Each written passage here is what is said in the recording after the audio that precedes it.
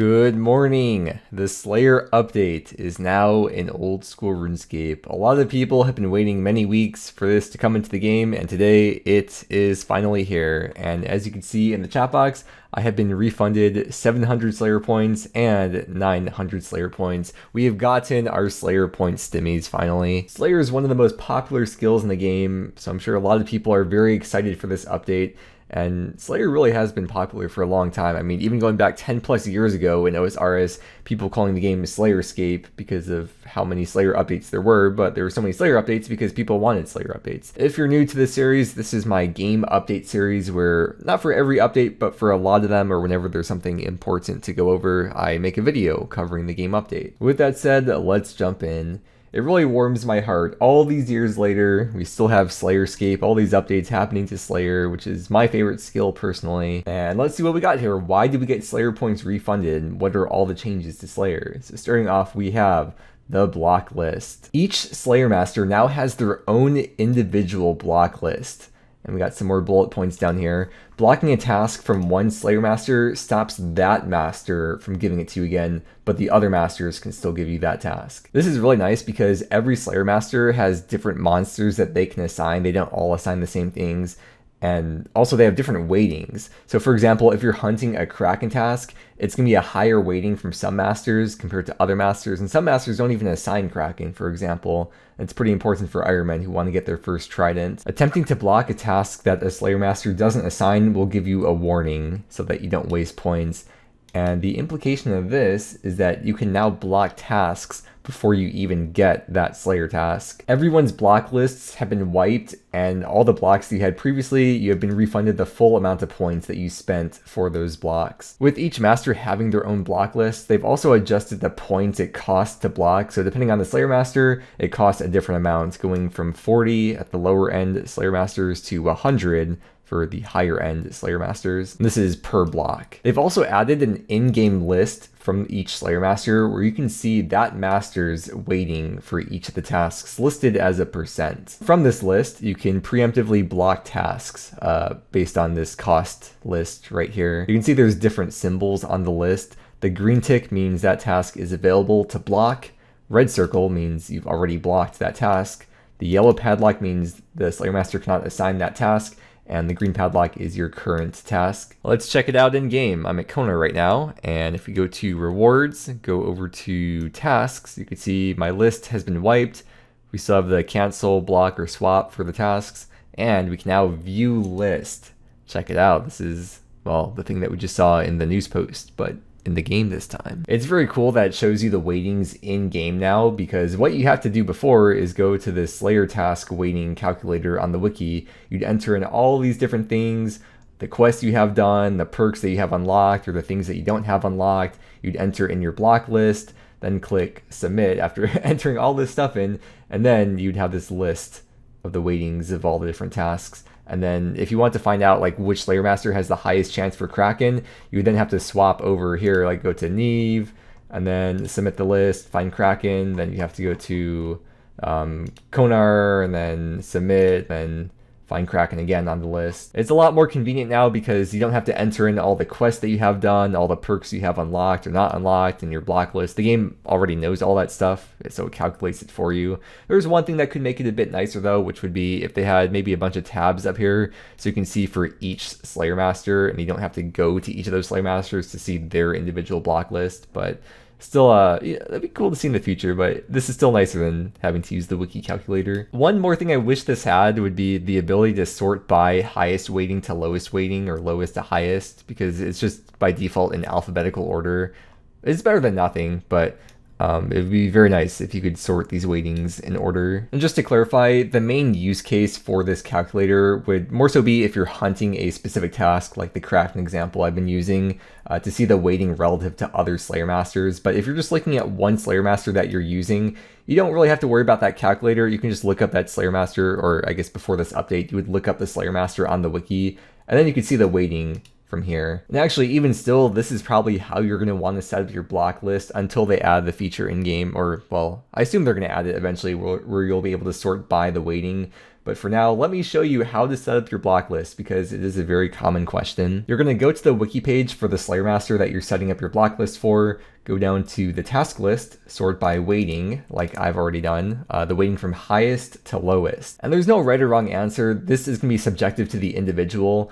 But the question you're going to ask yourself, starting from the highest weighted task, is, well, first off, are you able to get this task? Do you have the requirements? And if you have the requirements, you ask yourself, will I ever do this task, or will I skip this? If the answer is this is a task you're going to skip, well, there's your first block because that's the highest weighted task. Next one is Abbey Demons. Ask yourself, will I ever do this task when I get it assigned, yes or no? If the answer is no, you're not going to do the task, well, you may as well block it because that's the next highest weighted task. If you are going to do the task, then of course you're not going to block that task.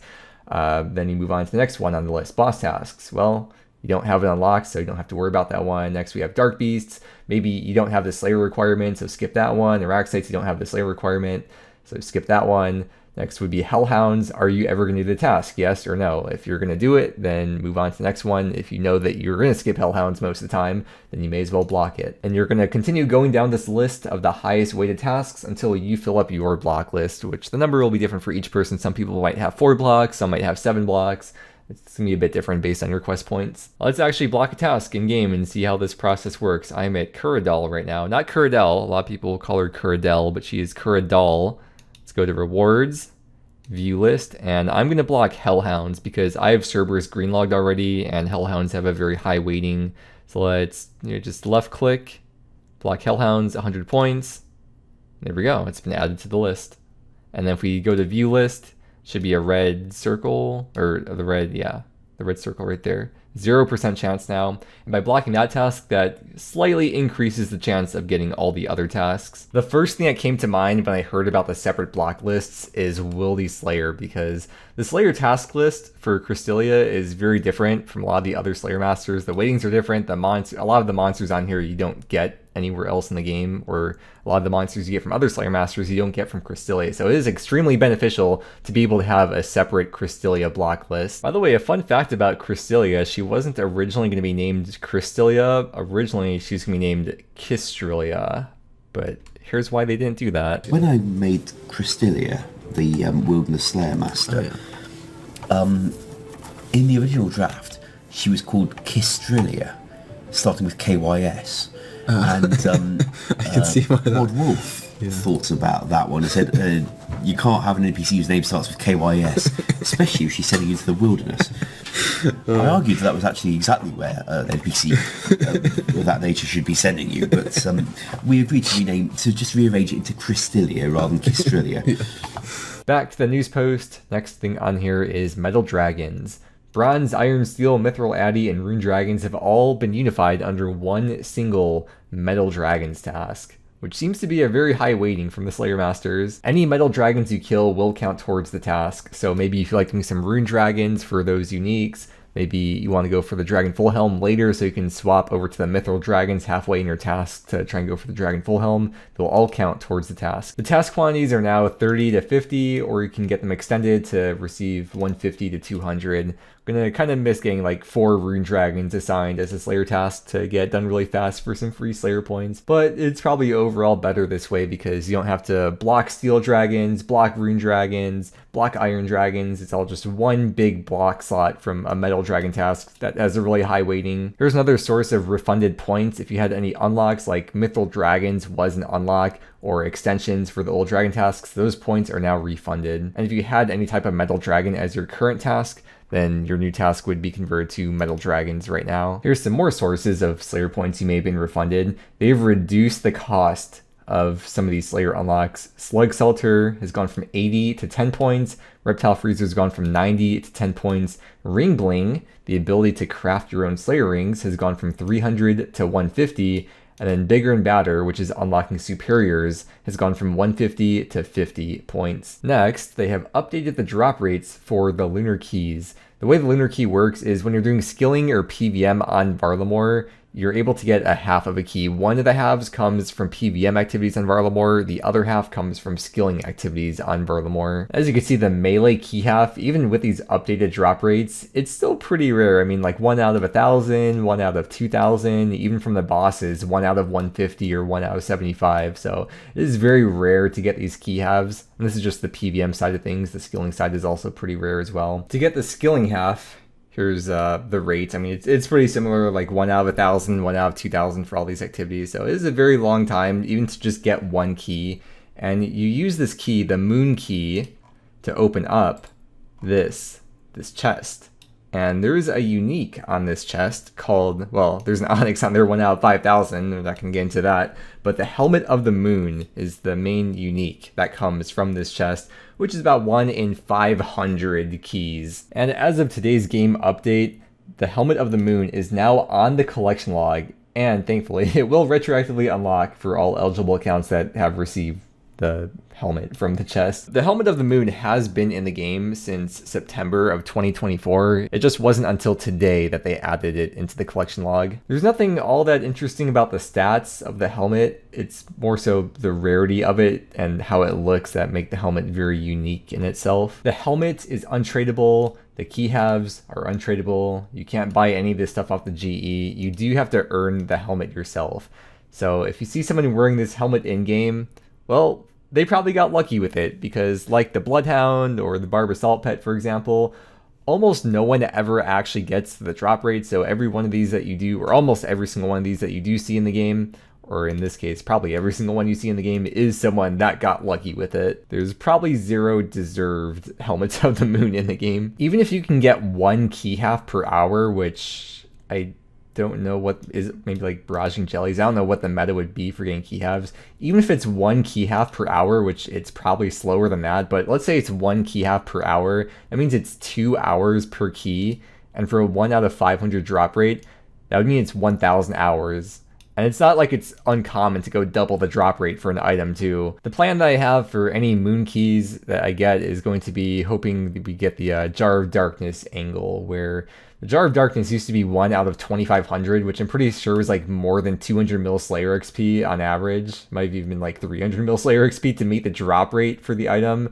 But they eventually reduced it to 1 out of 200. And as you can see by the chart here, it is very obvious when they reduced that drop rate. So I'm going to hold off on grinding for this item, or definitely not opening the Lunar chest until like 2029, when they make it a bit easier and faster to get. The Moon Helm being added to the collection log has basically made the Gilded Staff of Collection slightly more out of reach for every single player in the game on average. Moving on to more Miscellaneous and Slayer updates, they've lowered the cost of task storage from 1,000 Slayer points to 500, and that's another source of 500 points being refunded. You can now use Slayer task storage for wildy Slayer tasks. I thought you could do that already. I didn't realize that that wasn't a possibility. We have Dragon Bane weapons, Demon Bane weapons, Corp Bane weapons.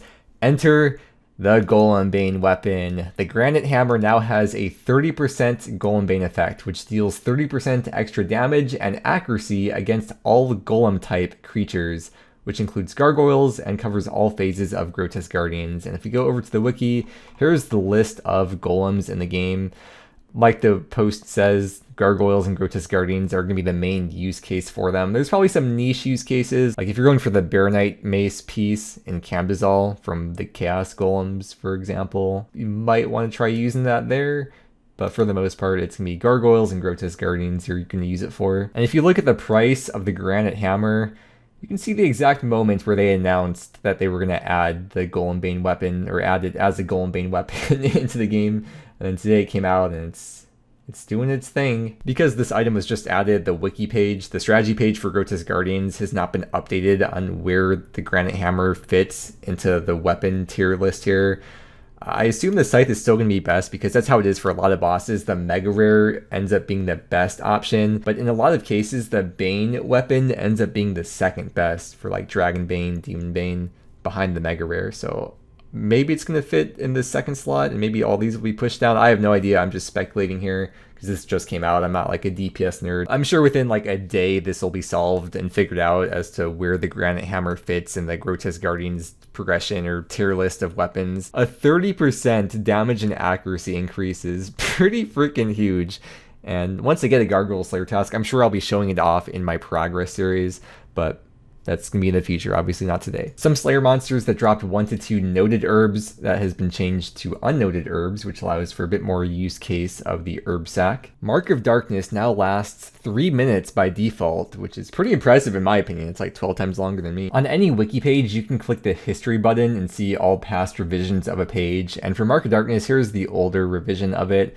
And you can see that when you cast a spell, it would last for 0.6, so 1 tick times your magic level. So at level 99 magic, the spell would basically last for 1 minute by default, which gets multiplied by 5 with the Purging Staff equipped. So it was 1 minute by default with 99 magic, or 5 minutes if you casted it with a Purging Staff equipped.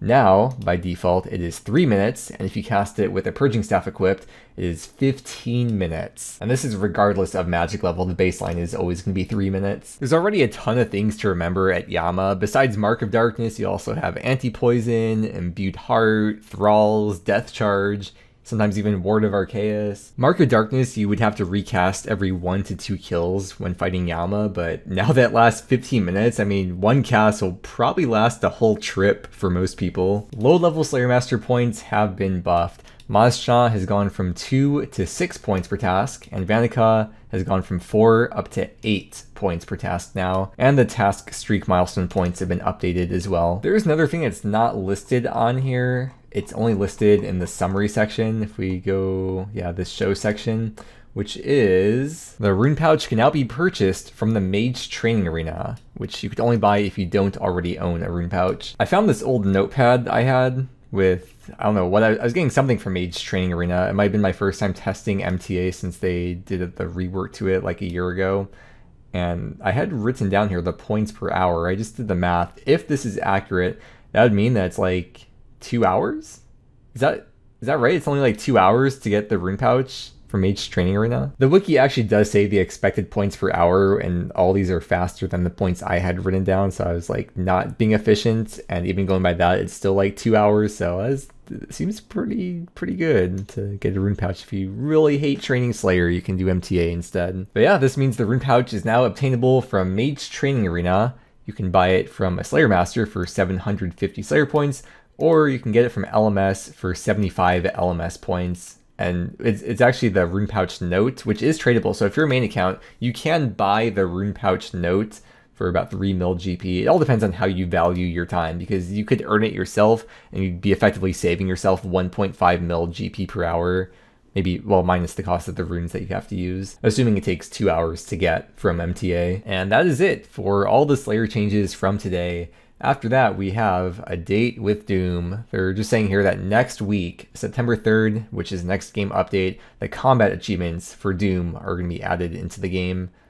Then we have merge, permanent Deadman changes. I know most people don't play that, but if you do, you can read through that. And then finally, we have the other changes section. As usual with this part, I'm not going to go through every single change, but point out some of the more notable things. Last week, we went over the agility shortcuts that were added to the game. They did update the agility requirement for the Castle Draken Master Clue shortcut. They've raised that to level 86, rather than the level 69 requirement that was there originally. Which, yeah, I mean, to be fair, for a Master Clue shortcut, that does seem pretty low. When your bank was full, for some reason, potions would not go into the potion storage, and as someone with a perpetually full bank, that was kind of annoying, so now I don't have to feel as guilt-tripped by the game for having a full bank. I did not know this, that the recent bosses like a Moxliadel, Araxor, DT2 bosses, those did not, before this update, contribute to the total boss kill count in the combat achievements interface, which I assume is this thing. Yeah, I don't really ever look at this, but the number has now gone higher because of this update, so that's why we play OSRS, right? Number go up. Could it be the reagent pouch has had fixes to it?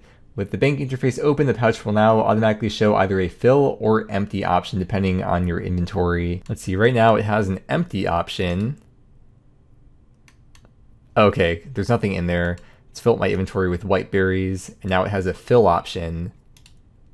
This change has also been applied to the plank sack. I want to say prior to this update, I think it didn't say fill, it said use, and a lot of people were kind of confused by the fact it said use as the fill option. The pouch now works correctly when making potions at bank chests and other non-standard banks. I didn't know that it didn't work properly at those beforehand. The reagent pouch came out September 25th, 2024, and 2 days after release, they hotfixed it so that you're only able to withdraw supplies from the reagent pouch while you're at a bank, because people were using it in the Inferno and probably some other devious places. And rather than just blacklist the reagent pouch from specific places like Inferno, Coliseum, or certain PVM instances, they just straight up said there's like a, I guess maybe it's like a band-aid fix where they're like, we're just going to ban it from everywhere, and then they'll whitelist places in the future. Because there's some cool applications to use this for multi-skilling methods. However, this news post is from almost a year ago, and the reagent pouch has not been whitelisted to any other locations in the game, except I guess